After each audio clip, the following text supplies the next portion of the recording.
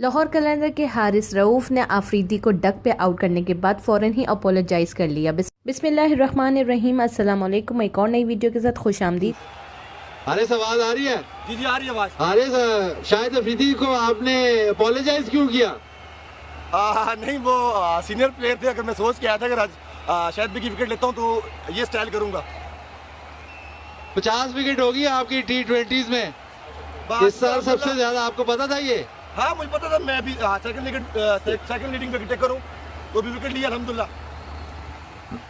लाहौर कलंदर की तरफ से खेलने वाले हारिस रऊफ ने शाहिद आफरीदी को बेहतरीन तरीके से आउट करने के बाद अपोलोजाइज करके ये साबित कर दिया कि वो एक जूनियर प्लेयर हैं और अपने सीनियर प्लेयर की इज्जत करते हुए उन्होंने अपोलोजाइज किया है। आज लाहौर कलंदर ने बेहतरीन परफॉर्मेंस दिखाते हुए अब मैच अपने नाम ले लिया है और फाइनल के लिए नॉमिनेट हो गए हैं। आप हारिस रऊफ के इस रिएक्शन के ऊपर अपनी क्या राय रखते हैं? कमेंट बार में कमेंट करके जरूर बताइएगा। वीडियो को मुकम्मल सुनने का शुक्रिया। वीडियो पसंद आए तो उसको जरूर लाइक करें। खुश रहें, खुशियां बांटें।